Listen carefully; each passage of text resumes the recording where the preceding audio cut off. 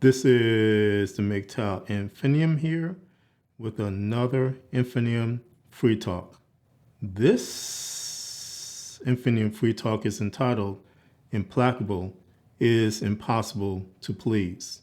Now, my brothers, the other day, I was listening to Active RC MGTOW's content where he was discussing about a friend of his who was married and how the wife of the friend was generally unsatisfied with the home they were living in, the property that they owned, that type of thing. And in thinking about this, I decided to tag into Active RC's content because this is a common type of issue that men will run into with women. So again, this friend is married to a woman who is generally unsatisfied with the home that they're in. And this is, as Active RC mentioned, the home was on a nice piece of property. It's a little bit old, but it's still a home that's in good condition. There's a lot of things that you can do with the property, that type of thing. But there again, the woman was not content with where she was staying. And she, according to Active RC MGTOW, is in the process of looking around at houses, sometimes without the husband's permission, which that in itself is causing problems because this is something that the husband does not want to be done. And generally, the husband is content with where he is living at, but the wife is not content. Now, my brothers, I am probably going to do a podcast which will delve in depth into this type of situation. But for now, for this free talk, I would just like to point out some things here. Now, the inability of a woman who lives in a westernized society to be content is directly because of feminism, directly because of the ideology of feminism. So that means that basically, again, women have gotten into a condition because of the embracement of the ideology of feminism, because of the feminist plantation state, all these types of things, they cannot be satisfied with what they have. So for instance, if they get married and they have a husband that provides for them, that does everything for them, he can actually build a castle on the highest point of Mount Everest, and the woman that he is married to would still find a reason to be discontent with that castle. And it would be a matter of then maybe he has to find a place on the moon where she can be content. And so if he does that, he finds a place on the moon, he builds a castle on the moon, she would then be discontent with that castle. Again, the inability of a woman to be content and to be satisfied, that is a problem and an issue that is directly related to feminism and how much feminism is a failure, an overall failure to women in general. Because again, we men can be content in any type of place. We can be content in a castle and we can be content in a small home. That's the way we are. We are built that way. We are built in a manner that we can find peace in a cabin in the woods as well as a castle on the highest plane in this earth. But women, on the other hand, cannot do that. And again, it is directly related to feminism and what feminism has done to them overall. And just looking again briefly at what Active RC cited, here you have a woman who, because of her discontentment with her home, cannot see the benefits of things like being able to have a garden because of the size of the property involved, or as well, the loss of that freedom because of moving to a newer home that is situated on a plot of land which is substantially smaller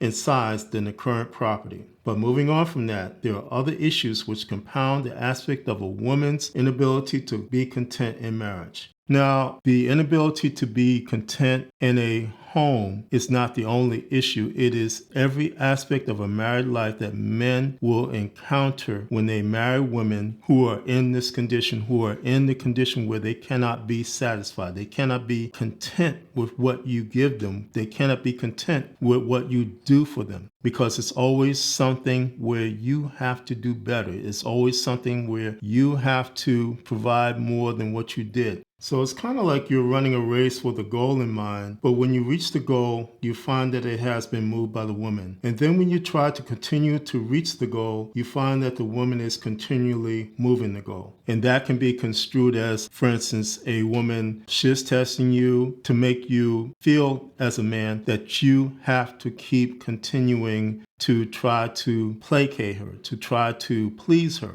when it is impossible because of feminism to please her. Because feminism itself does not have a basis in having contentment. It is always you have to have better. You will have to have more than what you have. So from that aspect, feminism does not allow women to have contentment, because it pushes the aspect of having more, to having control, having all these types of things. And rather than what a marriage has in terms of being submissive to a husband, in terms of being happy with a husband who provides for her and doing mutual types of things, like when he goes out to work and works hard, that she prepares a meal for him, that she conducts herself in a manner that she is nurturing to him and encouraging him instead of beating down on him, that you need to go buy another car, you need to do this, you need to do that, instead of doing what is right in the marriage. Women will, of course, because of feminism, push the narrative that the man has to do better. He has to give me another house. He has to give me another car. The car that we have, I don't like Toyotas. I want a Lexus. So then you go out and buy a Lexus for her, and she comes back to you and says, I don't like that. Now it has to be a Rolls Royce, that type of thing. There is no capability to satisfy her, because she will always want something more. She will always want something better because of, again, the inability to be content with what you have.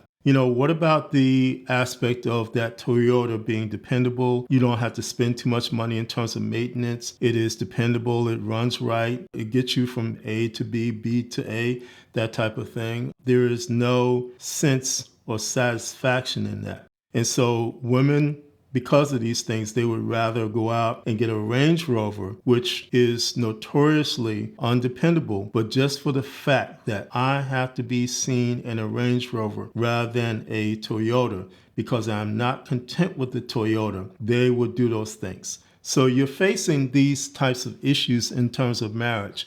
But moving on from that, there are other issues that compound the aspect of women's inability to be content in marriage. And the other aspect comes from the fact that women cannot stand when men are content, when they are at peace. And so you'll find in a lot of cases that married women or women who are in relationship with men, because of their inability to be content, they will do things to disturb men. They will do things to upset men. Now, for instance, you have men who game, who do gaming. And I myself am not a gamer, but I understand the aspect of what can happen when you have a situation like this. And so you have a gamer who he's building all these things. He builds a profile or something like that, where he games and he competes, and sometimes it's for money, sometimes it's just for the heck of it, that type of thing. But you build this game profile. And then because of the wife's inability to be content with him being content, she goes out and deletes that profile. She wipes that thing out. And he comes home, he tries to get on his game, and he finds that it's gone. And then he's running around and he's upset because of this thing.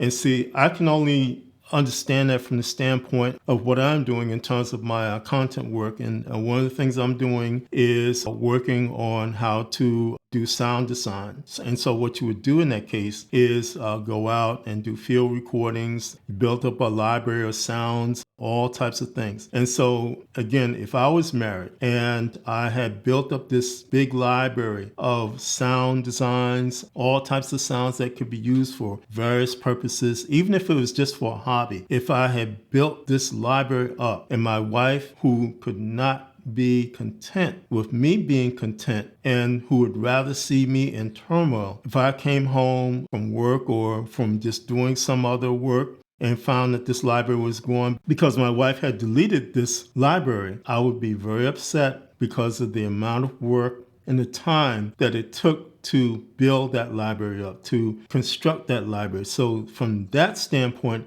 I can understand how a man who games and he has built this profile up and has worked on it, and sometimes for years, to come and see that it's all gone. There's no backup of it where you can recover it, and all that is lost. I can see where he would be upset. And again, this ties into the woman's inability to be content with a man being content. And so, my brothers, again, this all stems from feminism and what feminism has done to men. And you can see, again, why it is important to not marry, why it is important to not get into relationships with women who will not be content with what you do for them. Another aspect I would like to discuss briefly as well is how women perceive we men. Women in general perceive we men as lower than what they are, and that is in every way possible. And so, for instance, my brothers, you'll see that women are now running around with the notion that they are almost like godlike beings, and they are at a level or above God, so to speak, because of their vajayjays, because of their ability for a certain amount of time during their lives to give birth, all those types of things, to have sexual relationships with us. They feel that they are above us in terms of the status that they have. They feel that they are above us, and they feel that they are at or above the level of God. That's how bad this is. And that, again, is directly attributable to feminism and the narcissism now that feminism has generated. All these types of things are going on. And so what that means, my brothers, again,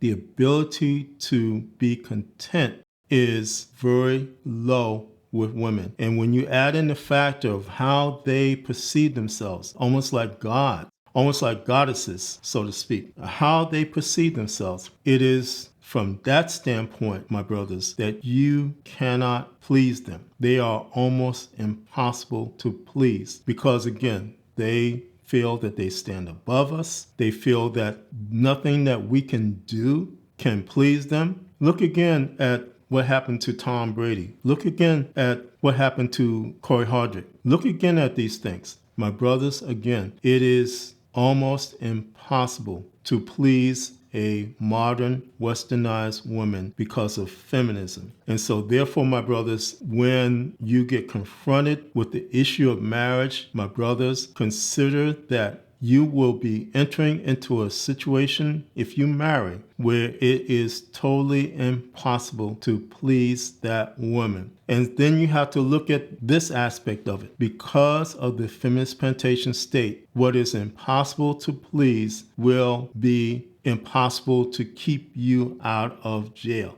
Because again, you could have a scenario or a situation come up because of her inability to be pleased, her inability to be content, where a argument over something simple, like she doesn't like the way the refrigerator doors are closing. Even though the refrigerator works and operates properly, she doesn't like the way the doors on the refrigerator close. So she has to have a new refrigerator. You say no to that as her husband, and she gets angry and she calls the enforcers of the feminist plantation state to haul you away for an exclusive stay at the Motel 50. That's what you're entering into when you marry, my brothers. When you marry a westernized woman who has been exposed to feminism, which the feminism itself has ingrained into the woman that you marry, that she can never be content with what you give to her, what you do for her. My brothers, again, there is no reason to marry because of these things. And that, again, is just one of the many, many reasons why you should not marry, why you should not even consider marriage, because it is not worth it, my brothers. Again, marriage is now something that is a total scam to you. And all you will be doing, my brothers, is being on a treadmill that will take you nowhere. And so again, consider who you are as a free man. Disregard any notion of enslavement, which is aka marriage, and continue along the pathway to freedom, which is a lifesaver to us all as MGTOW men. This is the MGTOW Infinium, and this has been an Infinium Free Talk. My MGTOW brothers, as always, stay safe, stay strong, stay on the MGTOW path, and remember, MGTOW is the liberation of men's minds. MGTOW cannot and will not be stopped.